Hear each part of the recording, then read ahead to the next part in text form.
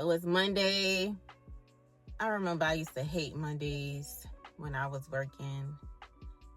I remember when I was working, Mondays were the worst. Now that I'm not working traditionally anymore, they're more like my starter day,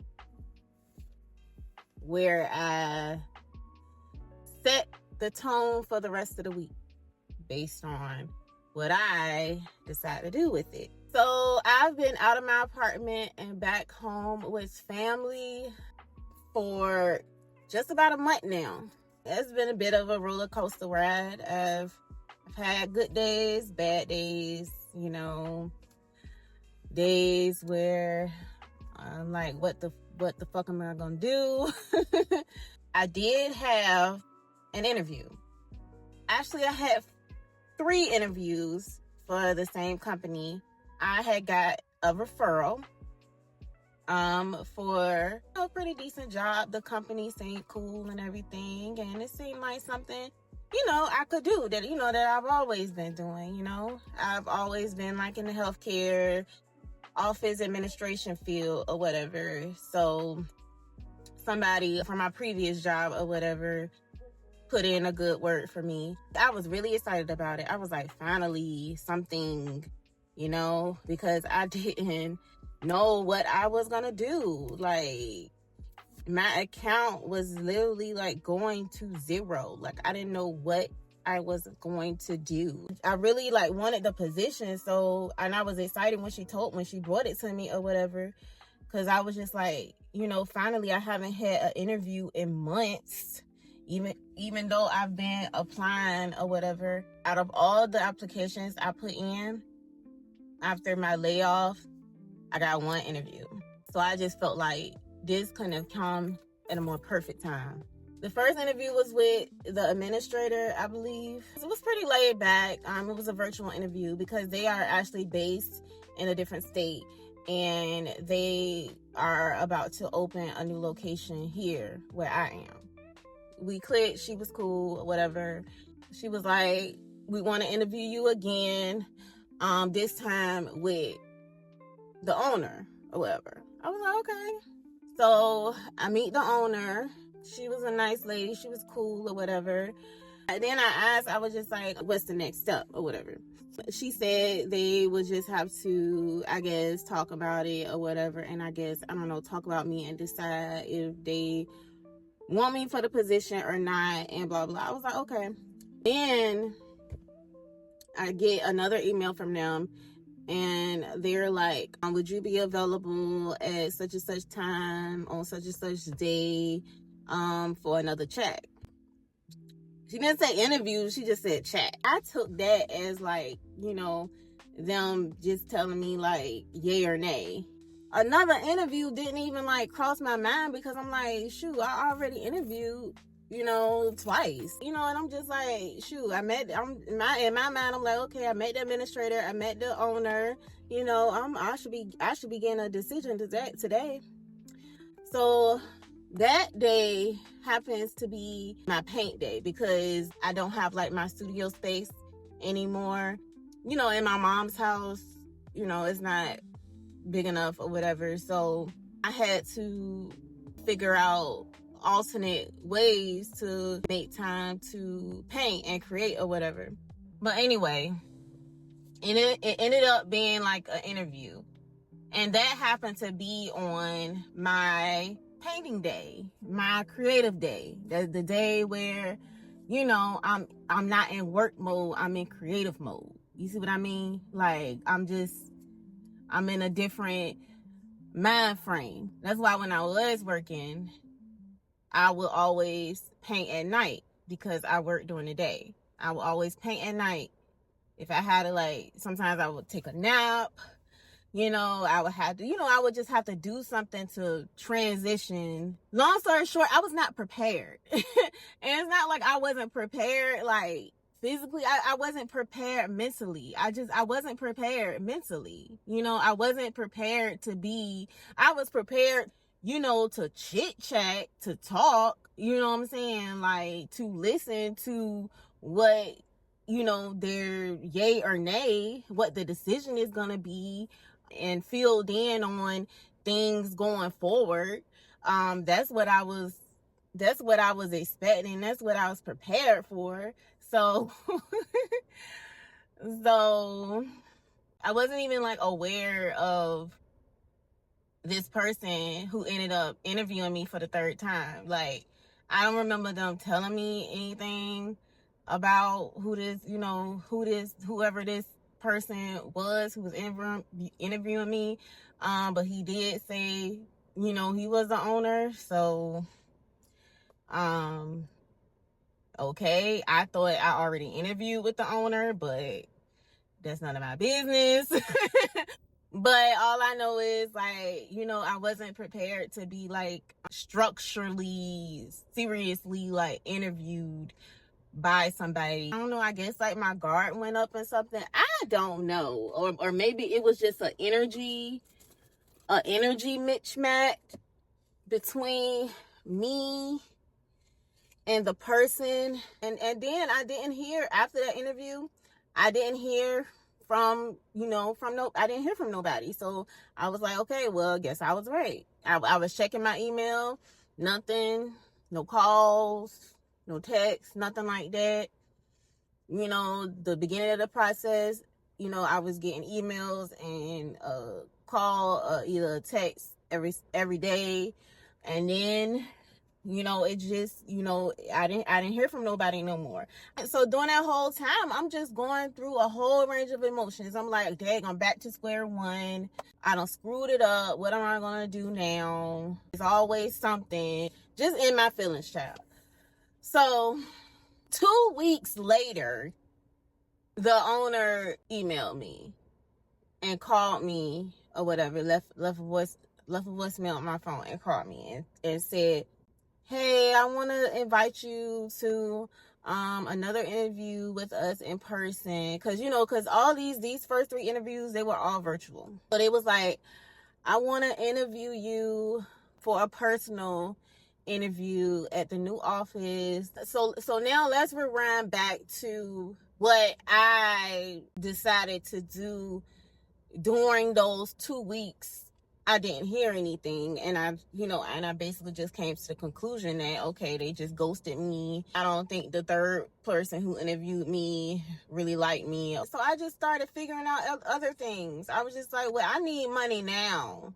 You know what I'm saying? Like, I don't know what's going on. Like, even if I do start the job, I will have to wait like 2 to 3 more weeks to even see another paycheck.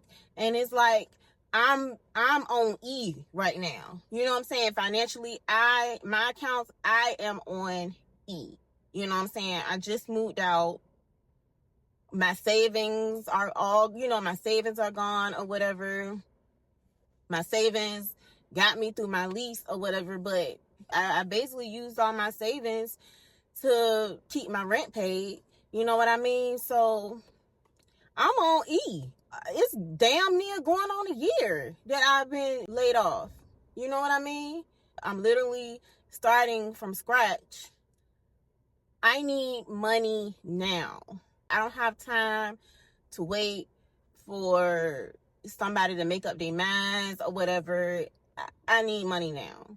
So I ended up signing up for the little gig apps. Like I signed up for DoorDash, I signed up for Grubhub, and I signed up for Uber Eats, and I signed up for Instacart, but they had a waiting list. So I ended up getting through with DoorDash. You know what I'm saying? I had to, once, I got the hang of it or whatever. It started out a little rocky, where I had to learn, how the algorithm work and all that stuff, and if it really does make money and all that stuff. I had to get used to the type of work or whatever. Or if I could even make money off of it, So I ended up doing DoorDash. The first week was cool.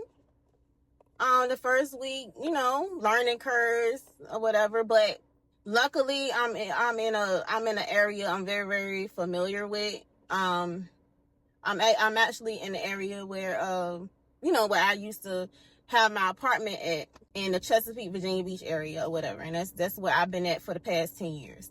My son still goes to school out here or whatever. So I was like, this will be something I can do while my son is in school. So I was like, shoot, I'm going to try this out for a little while, see how it works, see what I can make from it or whatever, see what happens and all that. So my very first week, I think I worked like 4 or 5 days. I know I didn't work the full week, but I worked like 4 or 5 days. And I made about $450 for the week. Okay, cool. All right, so I was like, well, let me just keep going to the second week.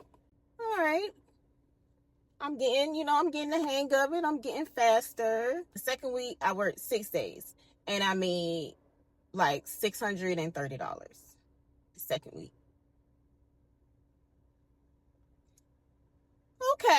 Okay. I did the math. I was like, okay, well, I'm going to try this out for the rest of the month.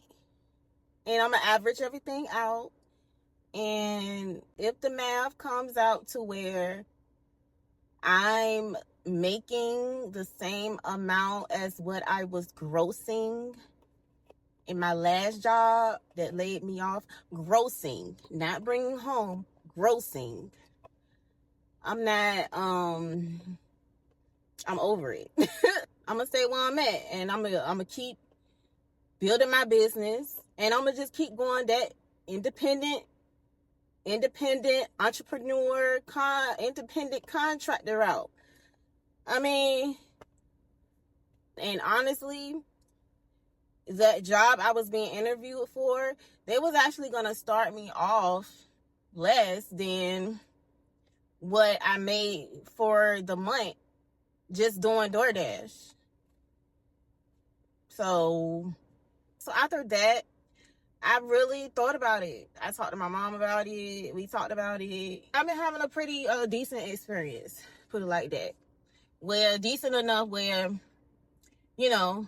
I can take care of myself again and stuff like that, and I can keep going. I can afford to get my art supplies now. I'll keep my website up and all that stuff. So fast forward, after that second week, and I saw that I made dang near $700 or whatever while I was waiting for that other job to get back to me. Once they did get back to me, I'm kind of liking not having to be stuck in an office, and I'm liking not having to send my son to aftercare. I'm liking just being able to just push a button, and if I'm tired, I just push a button and I don't have to do it no more. You know what I'm saying? I'm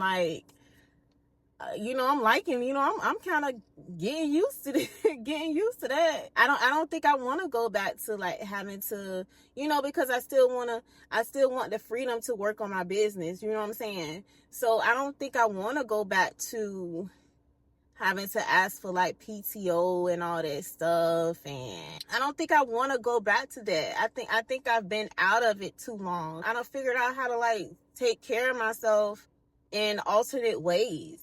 And I feel like I've been a better person just being able to get through life or whatever and survive with my mind, with my creativity, with just thinking outside the box and stuff like that. And because there's a loophole to everything. The only thing that keeps you away from figuring things out or whatever and making stuff work for yourself is just your emotions. You know what I'm saying? It's all emotions. That's why the devil likes to be there. He knows that all he needs to do is just make a permanent pit stop in your brain, in your mind. And if you don't understand, and if you can't get past your emotions, he gonna be there to stay. He ain't going nowhere. The only way you can fight him off is getting out of your fears and getting out of your emotions, and thinking, thinking for yourself, thinking outside the box, using your creativity. And I don't just mean being an artist or doing art. I'm just saying just being an alchemist. What Beyonce say? Making lemonade out of lemons. Life gave me lemons, but I made lemonade. But yeah, by the time they made their minds up and got to me, I was over it, and I'm not saying like no, no disrespect to them or nothing like that. I really did like what they were doing and and what they had going on or whatever, and what they were, the vision and everything. I respected all of that. I'm all about that. It's nothing personal towards them at all. I just feel like that fit more of like a past version of myself. You know what I mean? A version of myself who cared what people thought of me. A version of myself who operated and made decisions out of my ego and my ego only, and with my emotions and all that stuff, and a version of myself who didn't know what this Brittany knows now. I just feel like I'm past like that season. So when they contacted me back for like the fourth time, I just respectfully emailed her back. Thank you for the opportunity, but after careful thought, I decided to go a different route that's more aligned with my goals and blah blah blah blah blah. And I just left it at that, and I was just like wish the practice well and all this stuff and blah blah blah. So yeah, so that's where I am now. So in about 3 hours is when my son is probably gonna be ready to get out of school. I finished all that I planned to do, so I just got some free time, so I'm just gonna take some orders for a little bit, and yeah.